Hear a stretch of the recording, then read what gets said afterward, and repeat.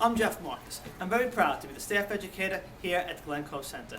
This video is designed to review the mandatory in-services all employees must have every year. Residents' rights, abuse prevention, needs of the elderly, fire safety, accident prevention, OSHA's lockout, tagout, and MSDS, and infection control. With the help of my staff members, we present to you this video. Come to the classroom. Join us.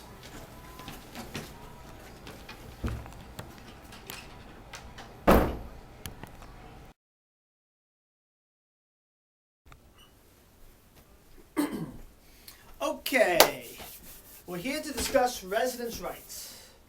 As you know, everyone has rights. I have rights, you have rights. When you get admitted to a facility, you don't give up your rights, you still have rights. And the most basic resident right is to be treated with dignity and respect, to live in a safe and comfortable environment which is free from physical and chemical restraints. The first basic right is right to be informed.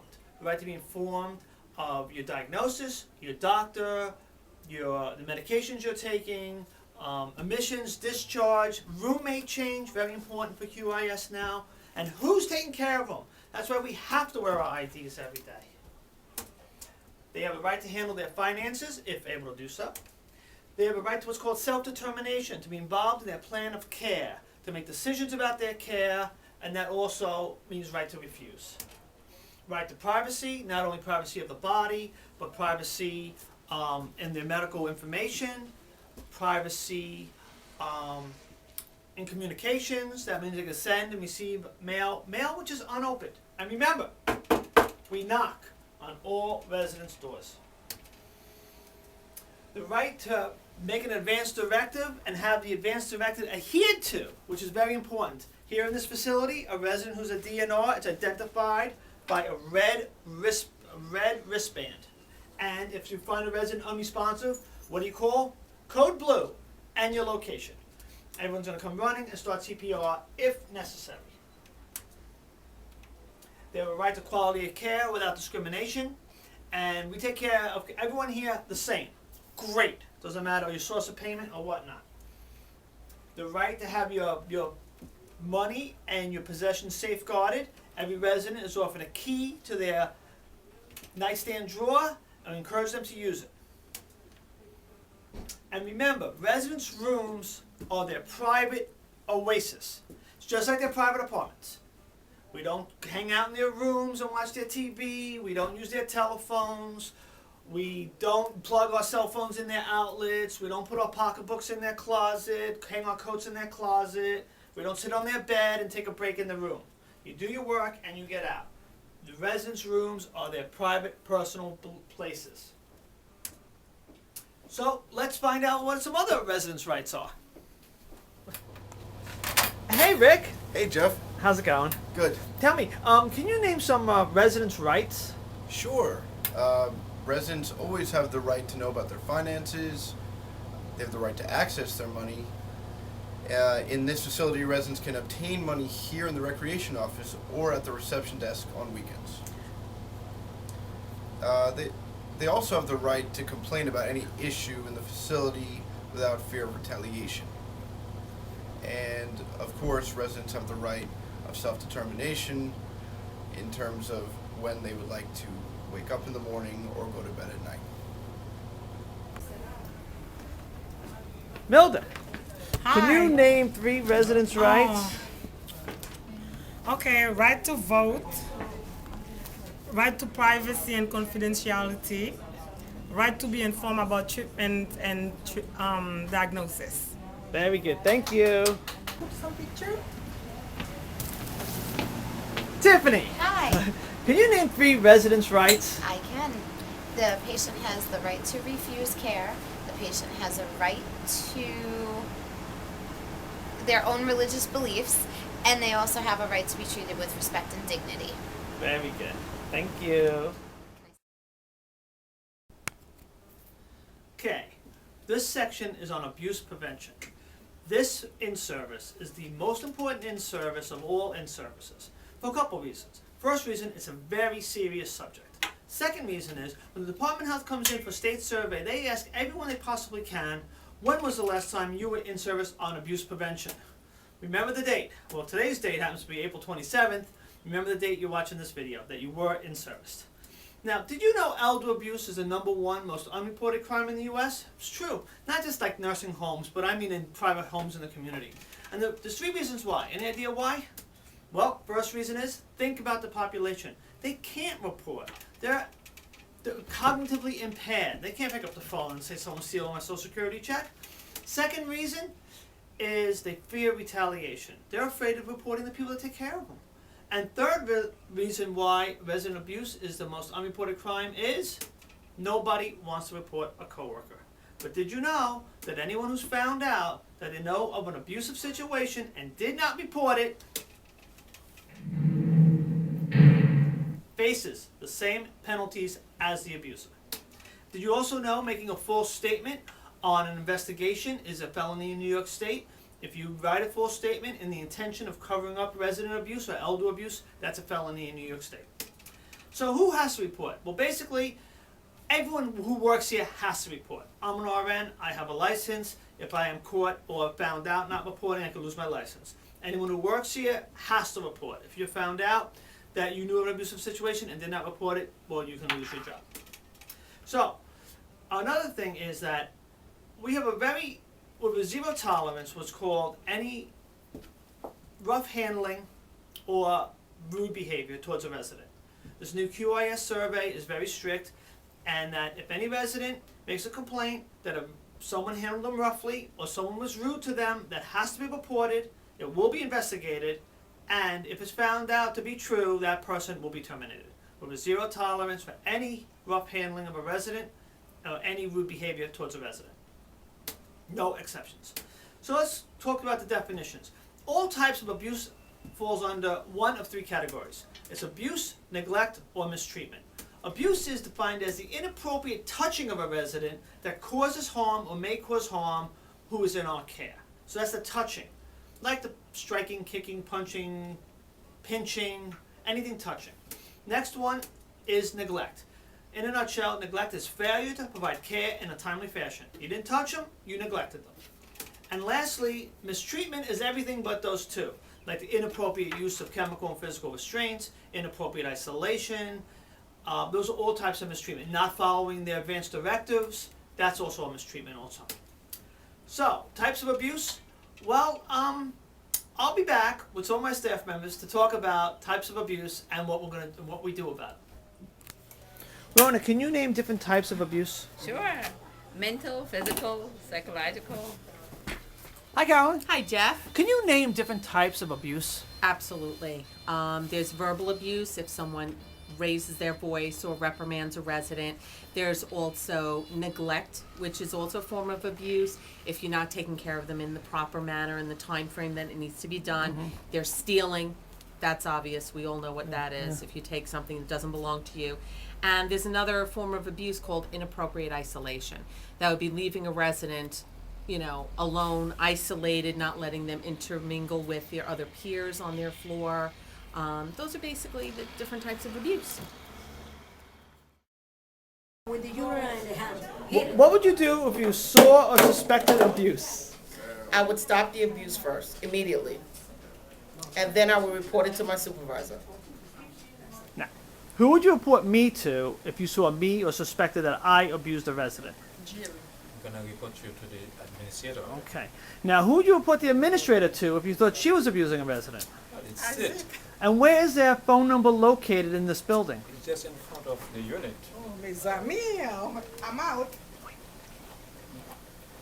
Where is it? It's just in front of the unit. Show me. Like some- Where? There. Oh, yeah, there it is. Yes. Oh, Letty, how do we prevent abuse in nursing homes? We do check background check. We do. We have camera in the buildings. We have oh my God, in service for prevention. And hello. Hello. What would you do if an employee came to work and you think they were drinking? Well, if I'm the supervisor, I would send them home and then conduct an investigation. And upon a conclusion, we'll deal with it then. But if I'm the RN on the floor, then I would report it to my supervisor immediately. Adrian, Yes. hi. Hi. Can you name some needs of the elderly? Needs of the elderly. Physical needs like food, shelter, clothing. Very good, thank you. Hey, Grace. Hey, Jeff. Can you tell me need of the elderly? Some of the needs of the elderly. Of course, the need to feel safe. This is their home. If they don't feel safe in their own home, they'll never feel safe. Therefore, it's our job to make them feel safe. Safe from falling, safe from medication errors, and safe from another resident that might be agitated. These are just some of their safety needs. Florence, can you name some needs of the elderly? Yes. We try to keep them safe. That's why we lock the doors at night, to make sure that they're safe and comfortable. And Yes, Jeff. Can you name some needs of the elderly? The need for love and belonging. They're not home anymore. This is their home now, and we gotta treat them as best as we possibly can, like their family. Hi, Annie. Hi, Jeff. How you doing? Good. Can you name one of the needs of the elderly? Self-esteem. Let them do as much as they can for themselves so they can keep their independence. That I like. Well, I'm back. And I think our staff did a pretty good job describing needs of the elderly. As you know, when a resident is admitted into the nursing home for long-term care, it's a very stressful time for them. Because you think about it, it's the beginning of the end. It's their last residence. And we need to establish a rapport with these residents and find out as much as you can about their illness and their emotional well-being and their response to being admitted to the nursing home. Also, it's very stressful for their family as well, too. You know, frankly, their loved ones should be home with their loved ones, right? But they can't keep them home for whatever reason, so they admit their loved one, mom or dad, to the little facility, and they are a little anxious too. And sometimes the families take it out on the staff. Don't take it personally. They're under a lot of stress. So what we have to do is encourage questions about the new environment and keep explanations short and to the point, and give various principles for the routines in the facility. Like, for instance, a person gets admitted here, and they think that, well, why bother getting dressed? I'm not going anywhere, hanging out in my pajamas all day. But that's not what happens here. You know, everyone gets dressed as if they're going out. They look their best every day. They go to the day room, and they participate in the activities of the day. We do not encourage isolation. So remember, the most overlooked need of the elderly, once admitted to a facility, is the need for love and belonging. Because like Frank said, they're not home anymore. They're with us now. We're their family. So give an elderly person a hug before you go home today. Dr. Red! Dr. Red, Dr. Red. Dr. Red, room 207! Dr. Red, room 207. Dr. Red, room 207. Room 207. Hi, I'm back. So what you just witnessed was the proper response for discovering a fire or suspecting a fire in a resident's room. I suspected the fire or saw the fire. I exited the room and yelled out Dr. Red 3 times loud with the room number. I was proceeded to the pull box stations, which are located at every exit door, and in this case the nurse's station. Someone overhead paged the Dr. Red and room number 3 times, and I pulled down on the alarm handle. You pulled down on the handle. Then I immediately went back to the room to rescue the resident in immediate danger, pulled her out of the room, shut the door, put the dot outside the door indicating the room is empty, and then when the fire extinguisher arrives, we attempt to put out the fire if we feel capable. That is the OSS plan. Alarm, rescue, contain, extinguish. So, let's talk about fire safety real quickly here. Why do we teach fire safety? Any idea? Well, I'll tell you why. Fires are real. They do happen. I've seen them. We're going to learn when a fire needs to exist. We're going to learn about our plan of action I just described. We're going to learn about the coded bell system, brand new fire system we have here. We're going to talk about extinguishing different types of fires, and we're going to talk about the sprinkler system. Okay, so we'll proceed ahead to anywhere that's combustible materials, there's a chance of fire. O2 by itself does not burn, but when O2 is present, fires burn hotter and faster. Fire needs three things to exist. It needs a heat source, fuel, and oxygen. Remove one of the three, the fire goes out. An example would be spraying water on a log fire will remove the heat. Smothering a fire with a fire blanket or a lid on a fry pan removes the O2. And the least likely way of extinguishing a fire is removing the fuel. Well, an example of that would be shutting off the electricity in an electrical fire. So, like I said, our plan of action is the ORS plan, and that's we alarm first, rescue, contain, and extinguish. We did the method in which we alarm, we rescue the resident, we discussed about shutting the door, we put the dot outside the door indicating the room is empty, and then we evacuate the rooms on either side of the fire room and shut the door and put the dot up. Okay, we extinguish different types of fires, and we're going to go back to our video, and Frank will demonstrate the method of using a fire extinguisher. Very loud. Cabra was kind enough to page it overhead, Dr. Red, and the room number, very loud. I pulled the fire alarm, came back, rescued the resident who's in danger, searched the room, and shut the door, containment, shut the door, put the red dot on the outside, and the fire extinguishers are here, ready to go. Frank, come on down. This is Frank. How are we doing? So what is our code word for fire? Dr. Red. And what is our plan of action? Oh, ORS. Alarm, rescue, confine, extinguish. Very good. And this is a silver fire extinguisher. And what That kind is of fire? for non-combustibles. Trash can, paper, all that stuff. Very good. Anything but electrical. Would you use this on a grease fire? Never, because it'll just spread. Very good. Okay. Now, can you describe the acronym we use? Everyone know the acronym for the... Yes. Pass, could you demonstrate? Pull the okay. Pull the pin, aim at the base of the fire, squeeze the handle, and sweep. Everyone got that? Okay. We're back. And we're going to discuss the fire bell system in this building as it is.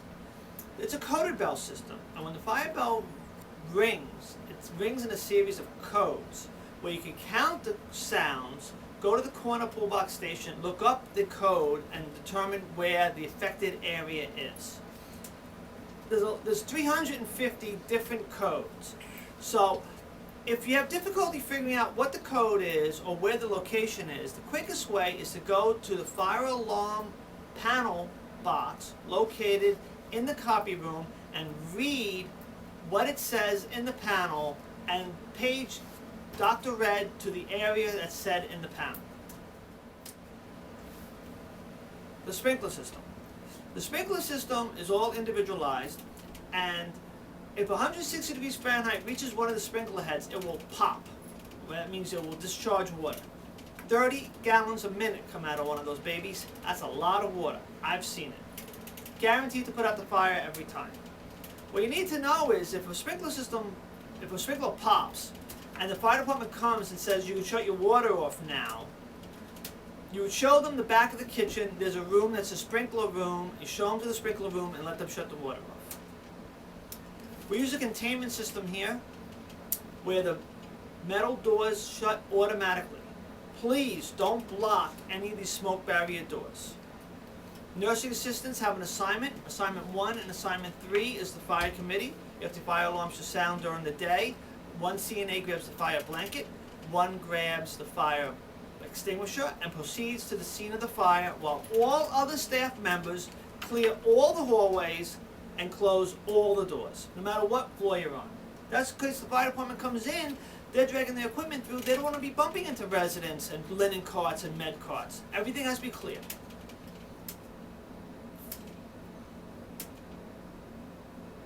Let's review. Fires do happen. ORS is our plan of action in the event of a fire or fire-like emergency. The red fire extinguisher is good for all kinds of fires. We page Dr. Red and the location. We don't yell fire, fire. We contain by closing the door. We never block a smoke barrier door. And the sprinkler shut-off valve is located in the back of the kitchen in the sprinkler room. If you have any questions, ask your supervisor. Thank you. this brings us to the end of part 1. If you have any questions regarding this in-service or any other in-service, you can email me at jmarcus@glencoverehab.com. Thank you.